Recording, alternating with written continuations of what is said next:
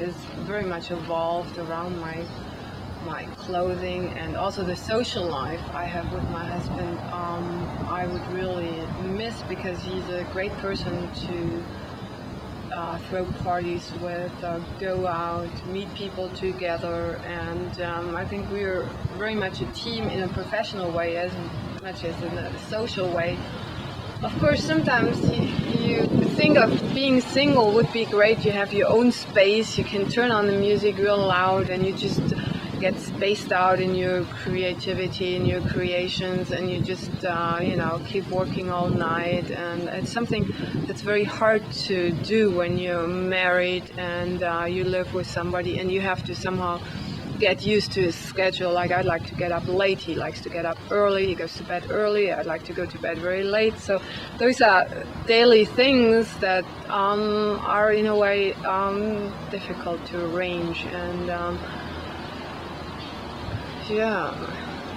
View the way men and women relate to each other in America?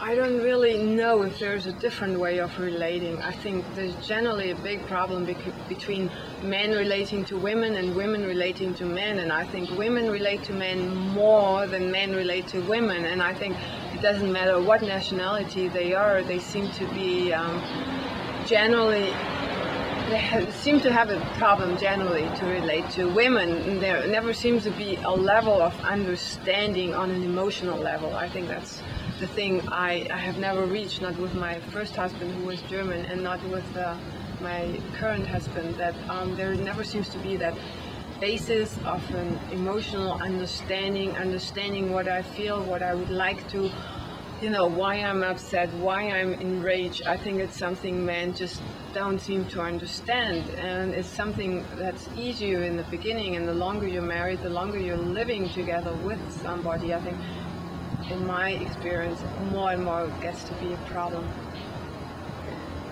How can men relate better to women?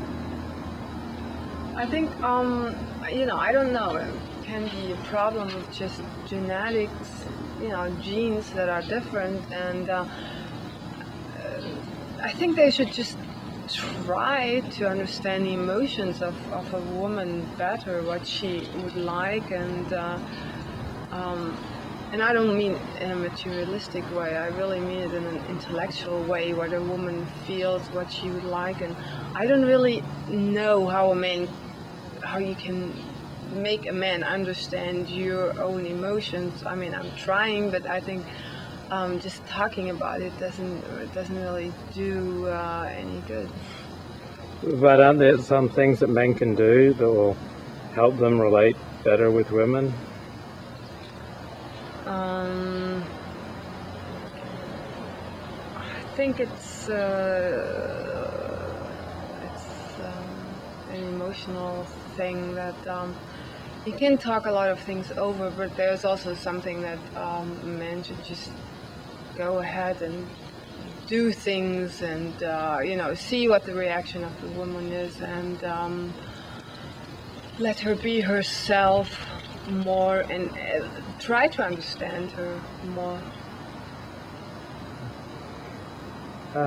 What can a man do to make a good date, to create an interesting evening for you, for women in general?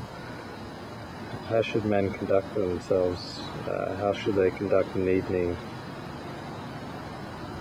I think it depends on what type of woman it is and what she prefers. She likes rock music or classical music, or an adventurous evening, I think, is always great. Like, not just going to a good restaurant. I think it should be like something unusual. I mean, he could do something.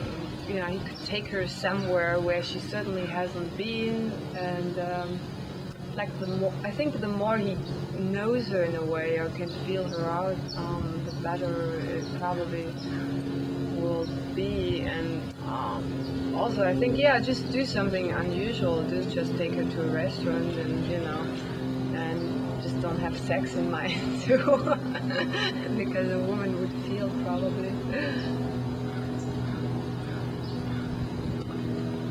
What suggestions could you give to men so that they could be better lovers, so they could be better in bed?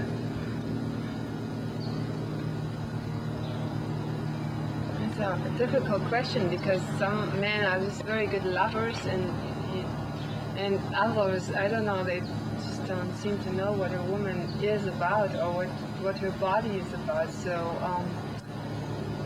I think he has to sort of censor out, or just, asking usually isn't so good because you can ruin a very romantic atmosphere if you just ask what you like, what you don't like. So I really never liked those questions, and I think they really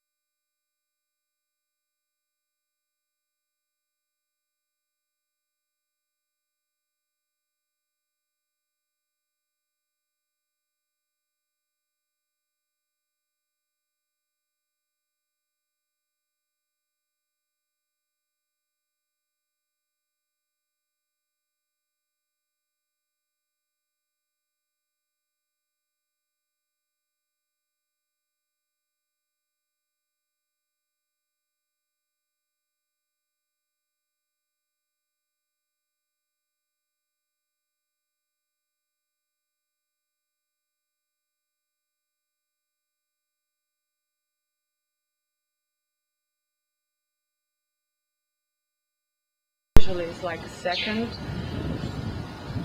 And so that's one big difference. And women don't understand it because they fell for the man, they're all in love, and they don't understand why he now has to, do so much work in his job and why he can take off more time for her. And that's one of the basic differences. Also, the other basic difference, I would say, that men oftentimes are not into children as much as women are. They really don't want children, and maybe sometimes they change once they have them, but I think a lot of men don't want to have children. If someone wanted to get to know you better, what are some do's and don'ts for him?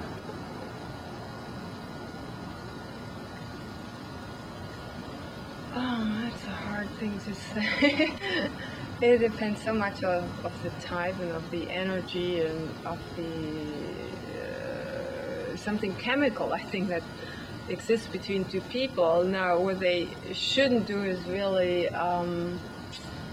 it's very boring when somebody only likes to go to bed with you, for one thing. I mean, it's, I think, the most boring men I've had in my life. And the other thing is, they try to get to know you, and like they ruin your car like one person did, and your dress, and like the whole bill comes over $1,000. I think that's something that wouldn't be really the thing to do. I still have that person as a friend, but I mean, he doesn't quite understand why I'm still mad at him sometimes, and he thinks it's my German thing, but like when they spill Coke in your car and they eat in your car, and it's sort of a messy sort of thing, and you can't really imagine spending the rest of your life with that type of person. Even so, you probably like him a lot, and he has a lot of good characteristics about him, but it's just something that it's too much, I would say. Okay, another man I met in Paris who was very interesting. He was going into the subway, I was leaving the subway, and I turned around, he turned around, and we sort of made jokes, and I would see him, I think we had a beer together or so in a pub, and he was obviously Irish, and he had something very fascinating about the way he was talking, and I would see him a few more times, like once for lunch, and and I knew something about him was really, different, but he was very interesting to talk to. He was very bright, very intellectual, and after a while I figured out he might be a very dangerous person. I really didn't know too much about it. I visited him in an office, and I knew it was a cover-up for something. It wasn't really a school what he was supposed to